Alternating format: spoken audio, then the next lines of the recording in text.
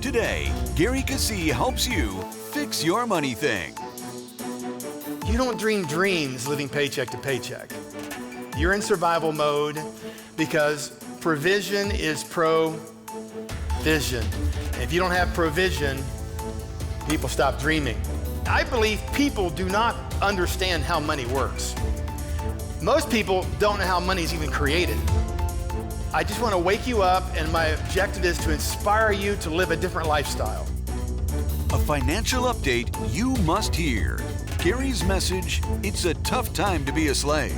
Today on Fixing the Money Thing. I'm Gary Keesee, and for 9 years, we lived in a financial, chaotic, stress-filled, visionless life. I cried out to God. He said, "You're living like many of my people are, living in debt." He said, "I want my people free." Your financial freedom is closer than you think. America's financial coach, Gary Keesee, shares the kingdom principles that changed his life, defeated his debt, and set him free. Financial problems, they're slow death. We're trying to change the way you think about money. This is Gary Keesee, Fixing the Money Thing. Today's topic is called, "It's a Tough Time to be a Slave." Tough time to be a slave. So I want you to have open ears and listen. I hope to inspire you today to radically change your life. I really do. Proverbs chapter 22:7 says this: "The rich rule over the poor, and the borrower is a slave to the lender." How many choices do slaves have? Slaves don't have many choices. Where does their profit go, their labor go? Yeah, to the lender, right? They send their labor off in envelopes every day to someone else. And so it says that the rich rule over the poor. Have you ever heard someone say, "I have to go to work"? I have to go to work. Maybe they don't like that job. You know why they go? They have bills to pay, right? Wouldn't it be great if you could work it within your passion, where you didn't like Friday night and couldn't wait till Monday morning? Wouldn't that be awesome? But you know what? That's possible. See, God designed you that way.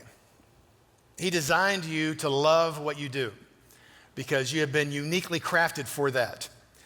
And so we're going to talk about that today. What prompted this? Again, I'm going to review this CNN survey just to kind of catch people up if you've not tuned in yet. CNN survey says 71% of Americans identify money as a significant problem, cause of stress in their lives. And this is the one that got me really tuned in to this. God said, "You've got to deal with this." 76% of households live paycheck to paycheck. You don't dream dreams living paycheck to paycheck. You're in survival mode because provision is provision. And if you don't have provision, people stop dreaming. They stop surviving. They start surviving. Recent survey conducted by the American Psychological Association indicates that 8 out of 10 Americans are stressed because of their finances. We said that credit card debt has set a new record, $1.2 trillion here in the United States. Amazingly, credit card companies send out between 5 and 7 billion credit card offers a year. As you know, you get multiple offers from the same company. And you may ask why. They're fishing, they're waiting until you have a weak moment where you accept their offer. Now, this next data is totally amazing to me because it's new. I just found out this week. Let me read it to you. The average credit card interest rate is now 27.89%. According to Forbes Advisor's credit card report as of mid-March of 2024, the Federal Reserve keeps tabs on the average interest rate that U.S. consumers pay for a variety of different financial products, including credit cards. In November 23, the average credit card interest rate in the U.S. on balances, existing live credit cards, was 21.7%. That's what I quoted last week. Remember that? That's the number I quoted last week and in the fall. From let's see here, November to March, the average, these are actual balances, the average is 27.89%. Money doubles every 2.5 years at that interest rate. I mean, that is criminal. It's hard to even comprehend. You cannot win with that kind of interest rate. 28%, that is incredible. We've got to talk about this. Now, I have a bank card. I call it a bank card. I pay it off every month, but every month I get it, I see it has the minimum payment that I could pay, and yours does too, which is typically about 1% of the balance, which you'll never pay off, typically. It takes 24 years to pay a credit card off. Yeah, we'll talk more about that in a minute, but it said if I was late, if I paid the minimum and I was late, the interest rate would be permanently reset at 29.99%. Wow. All right, are you enjoying this? Again, there's no condemnation, really. I just want to wake you up, and my objective is to inspire you to live a different lifestyle. I want to help you win. So let's say, I got some examples here. Let's say that you never pay your credit card off and you maintain a balance of $1,000 on it. And if it had the old, I didn't calculate the new one yet, at 21.47% at that rate, which was the old average just a couple months ago, and you kept it from age 20 to age 70, 50 years, your working lifespan, at that interest rate, $1,000 would grow to $17 billion. 1,000. Now, obviously, you don't pay them that much money. What happens is you pay them, they reinvest it at that rate. Someone else pays them, and they reinvest it at that rate, and it just keeps growing if, in fact, it did. They have bills to pay and things like that. But $1,000 can grow to $17 billion over your lifetime at that interest rate. Now, I guess I did calculate the new interest rate, but it's so shocking, you probably don't want to hear what it grows to. Over $200 billion. Just $1,000, just the price of a cup of coffee a day. You ever heard that? Listen, marketing is after your money. Marketing is after your money. Let's make it clear, someone wants you in debt. It is not by accident. It is not just so happens. It is a plot and a plan to take your money. Someone wants you in debt. Satan wants you in debt. He doesn't want you to fulfill your assignment, walk out your God-given, assignment. He wants you bound in survival thinking and caught up in survival thinking your entire life. That is a fact. Someone wants you in debt. Now, I've been helping people get out of debt for a long time, over 30 years, and in the financial service industry, about 43 years. So I've been around. I've conducted, conferences all over the United States as well as other nations. I have sat across the kitchen table with thousands and thousands and thousands of families, helping them understand their finances and how to get out of debt. Specifically, more so before I started the church, 20 years of that before we started the church, that was my daily activity, sitting down with people and talking about their finances. Believe me, I've seen a few things. Understand that. So let me give you another example, help you. I believe people do not understand how money works. Most people don't know how money is even created. Seriously. They don't understand how the economy even works. That's just a fact. And we're not doing a very good job of educating our young people about that either. But as an example, let's say that you are buying a house which requires a mortgage of $250,000. Let's assume that it was at maybe 2 months ago, the interest rates are around 7.5%. They were that high. Maybe 6 months ago, so back. Not that far back. All right, so you get the loan, and then the payment would be $1,748 a month. All right? But you have a 30-year fixed loan, which means you're going to make that payment 360 times, which means you're going to pay $629,000 for that $250,000 house. But wait, there's more. That's after tax dollars. After tax dollars, which means that you could have spent $900,000 for that $250,000 house. Isn't that incredible? How long does it take you to make that kind of money? A long time. Here's an example of an option. Instead of paying the $1,700 something a month for 30 years, if you saved the same payment for 8.5 years, you could pay cash for the $250,000 house. Who told you that? When you got married, who told you that? No one, right? No one told you that. So you have a choice, 8.5 years of paying the payment or 30 years of paying the payment. Big difference.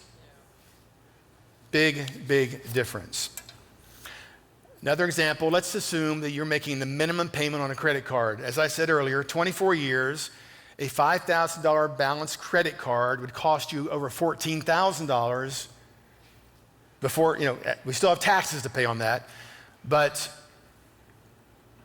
it kind of gives you a different twist on the 10% sale on the sweater. Kind of gives you a different twist of why, if you have cash in your hand, you go to the retail counter and you go to give them the payment for the sweater, and they say, oh, wait, we can give you 15% off today, off this purchase, if you'll just fill out the credit app for our 28% credit card. This is a true fact. Retail stores are in the banking business. If they have their own store card, they're in the banking business. They could care less about what that thing costs. It's a loss leader. They don't care. But if they can get you on the credit card, most people never pay their credit cards off. They just keep paying and buying, paying and buying. So much money. So let's talk about this example. We have the house we talked about. We have the $5,000 credit card balance. So the total interest we would pay on both those, as they are currently amortized, would be $388,622,000 just in interest. Now, let's assume you make $65,000 a year, and after you take your taxes out, the property taxes on the property, the insurance on the property, your tithe, you're going to end up, let's say, $41,000 and some change left over, cash in your hand, to now pay on the house. Well, if you divide the interest paid, $388,000 number I mentioned, the total interest paid for the card and the house, it would take you 9.3 years to pay the bank the interest. But wait, we got to pay the principal, so we need to add 5.9 years to that. So the total time to pay both those off as amortized is 15.2 years if every penny you made went to pay it. No groceries, nothing else. If everything you made went to pay that 15.2 years as amortized to pay for the house and pay that $5,000 credit card off. 15.2 years if nothing else is paid. Of course, we know that's not going to happen. You got to eat food, you got things to buy, right? The motto of the story is you cannot win playing that game. And people go, I don't know why we don't get ahead. That's why you don't get ahead. Someone's taking your money. You're not getting ahead because no one's going to win that game. That's why 76% of Americans are living paycheck to paycheck. They didn't plan on that, right? There is another option we'll talk about today. That's why we're even doing this series. I want to wake you up and get you kind of bothered that someone's stealing your money, that someone's taking your life. Money is life. It didn't grow on a tree. You exchanged your life for it. Is this interesting for you? I hope so. Because I want to see you win. God has a lot of things for you to get done, a lot of things for the body of Christ to get done. And if the devil can keep you tied up just paying survival payments, then you're not going to be able to step into it, at least not all of it. As you know, my story, that we were almost destroyed in finances by being in debt. I hate debt for a good reason. We lived in debt, as you know, in very tough times. When we got married, I never planned to go in debt and ruin my life. I don't think anyone ever does. But, we're short, we're living on commissions, so you have this mindset, well, I'll just take a credit card and I will, I need a little help to kind of get over the hump this week. What are we thinking? Well, we'll pay it off next week. And next week comes and the extra money doesn't show up, and so we add a little more, and before long, we had 10 canceled, maxed out credit cards. We then used finance companies. We had 3 loans between 29 and 33%. Finance, don't ever do those, because the interest is paid first with those loans. You never get to the principal. And they're really not good at all. Then we couldn't pay our taxes. Got to remember you pay taxes, right? We couldn't pay our taxes, so we ended up owing the IRS thousands of dollars. I tell you all the time, I know exactly the address. I've been there many times, 200 North High Street. Been down there many times, talking to them about how I can, not pay my taxes, maybe a hardship clause, delay my taxes, I can make a payment, all that stuff. And by the way, if you're in debt, this is not to condemn anyone. As you'll hear, I've made every mistake possible with money. So thank God I'm not doing it now. Relax. But this is how I came to come to know the Lord in a whole different way. We then begin to borrow from relatives. The borrower is a slave to the lender. If you've ever borrowed money from someone, you typically don't want to see them at the grocery store. No, it changes the relationship, doesn't it? Doesn't it? It changes the relationship. You need to be aware of that. Thousands owed to relatives, tens of thousands. Hundreds owed to all kinds of small bills. Dentist, orthodontics, dry cleaner, you name it. We owed everyone money. School loans.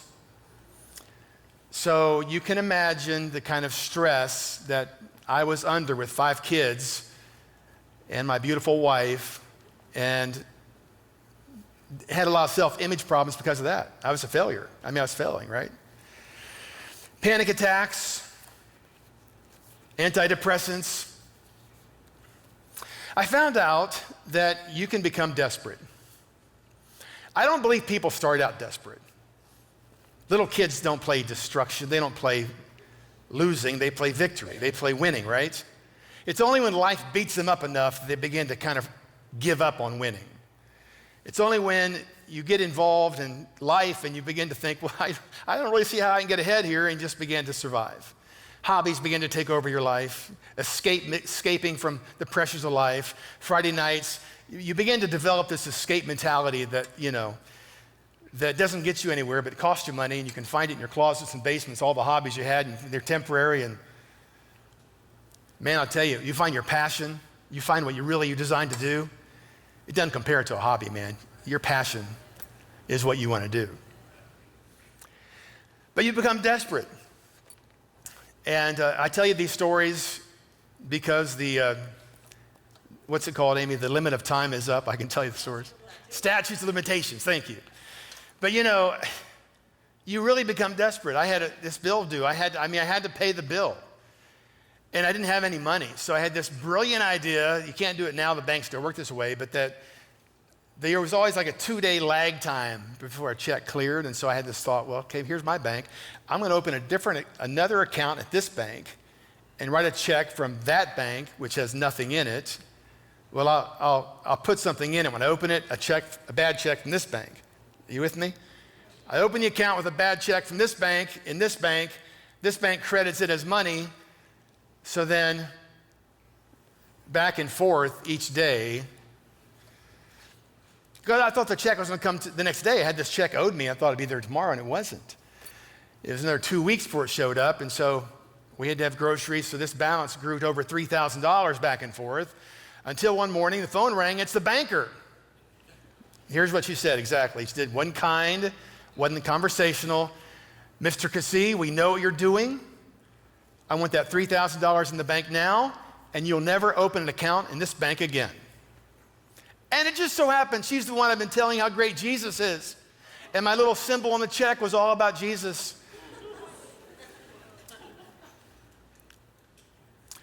Man, I tell you what, living like that is full of shame. It was not good. I did tell her, I said, listen, I apologize. I said, Jesus did not do this. I had to honor him. I couldn't bring him into that mess. I said, Jesus did not do this. I did it all on my own. Never went back to that bank. Couldn't. So that's how we lived. That's how it was at that time in our lives. You've heard the story then of the van burning up.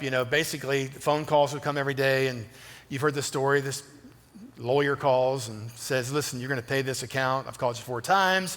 Every time I call you, you say the check's in the mail. It never shows up. So we've decided to file a lawsuit against you unless I have the money here in 3 days. Remember that story? And so that's the day that I went upstairs in the little farmhouse and prayed in tears, said, God, it's over. You've got to show me what to do. I mean, see, you may think, why did you wait 9 years of hell on earth before you really got serious about asking God? Because I guess I thought I could figure things out. The same reason why you're putting up with stuff. You think you can figure it out. So, you're in this mess because you never learned how my kingdom operates. And he went on to say, my church is in slavery just like Israel was in Pharaoh's day. I want my church free.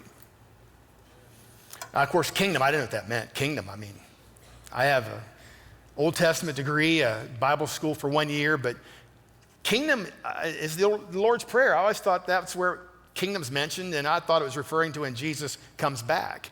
I had no concept of the kingdom being now and we're citizens in the kingdom. I didn't understand that. So as you know, the next day the van burned up. I won't go through the whole story right now, but the van burned up, which paid it off. Thank the Lord Jesus Christ for that, because you couldn't sell that thing. It was not good. Had a few dollars left over, but now I'm without a vehicle. And here's the motto of the story. My dad calls and says, I heard your van burned up. Yeah, my dad has money. I'm thinking, awesome, Dad's on this now. Let's go look for a van, he says. Great. Dodge Caravan was burned up. That's what we wanted. So we went and looked for Dodge Caravans, and we found one. Can you believe that? We found them for sale at Car Lot. They sell them. You look, you'll find them. $18,000 is what it would cost. So, no problem. My dad's with me. And as we're walking to the little office up there, he says, I'll give you $5,000 towards the van's purchase. Uh-oh, we don't have any money. God just spoke to us. Stop it. But I had a problem because my dad had no clue the mess I was in. And now they're wanting us to fill an app out. What can I say? Dad, I can't fill it out. I mean, I just wasn't the time and place I wanted to get into this, right? So my dad co-signed it, filled the app out. We were approved. They said, come back tomorrow morning, pick your van up. I went home, told Drenda what happened, and that night we were about sick. We just could not. We cannot do this. We have tried this system. It just ends in destruction. We cannot do this. We cannot keep borrowing money. I don't care how desperate we are to have a vehicle. We cannot do that.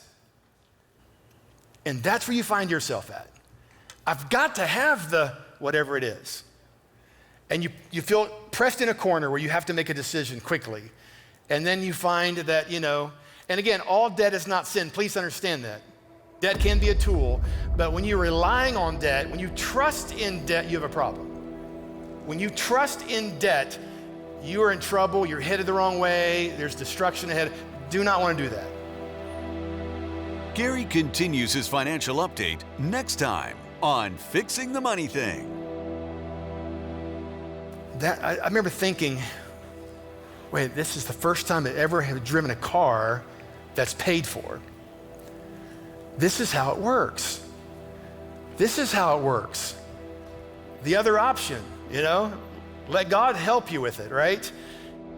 Gary continues his financial update teaching and concludes his message, It's a Tough Time to Be a Slave, next time on Fixing the Money Thing. There is some danger on the horizon. The average house price was $200,000 in 2015. The average house price now is $400,000. New York City has 95 million square feet of office space unoccupied. We have over $1 trillion of commercial debt rolling over. 97% of the banks out there, which is $1.3 billion or less of assets, they have a lot of their business from commercial debt. You gotta get these interest rates back down to avoid this collapse of the commercial real estate market. This generation is the first in recent history without the hope that their lives will be better than their parents. Survival simply costs more. Shrinkflation has taken over grocery stores. Auto insurance rates are steadily rising. For many Americans, the necessities are now luxuries, and luxuries are unattainable.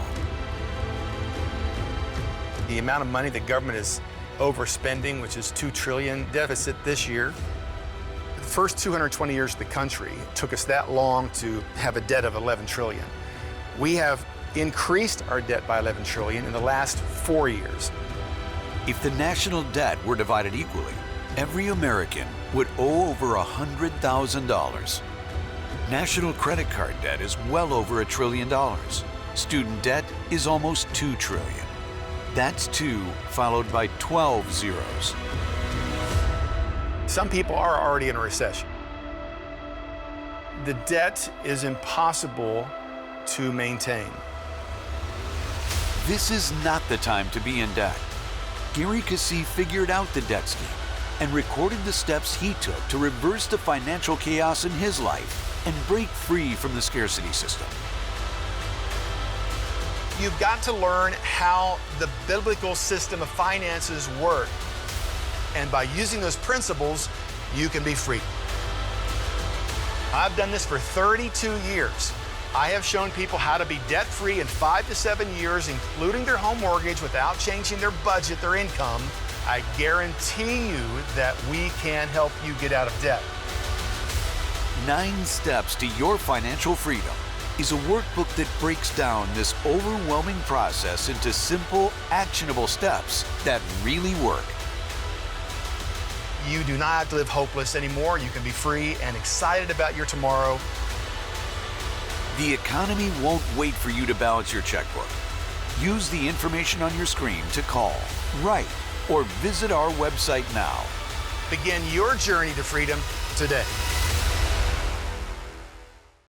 Hi, I'm Gary Keesee, and I want to invite you to this year's Provision Conference, April 23rd through the 25th.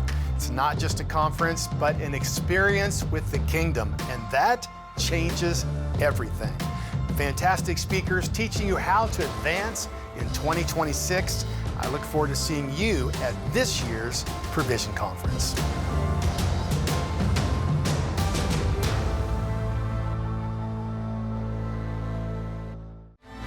So we're talking about plunder. Plunder means when something's been taken illegally, it has to be given back to you. This is more than just another self-help book.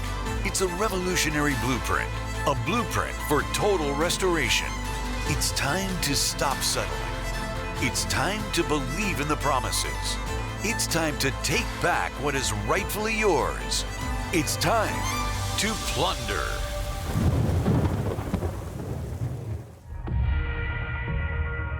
Fixing the Money Thing is one of the multiple media outlets of the Keesee family and Faith Life Now.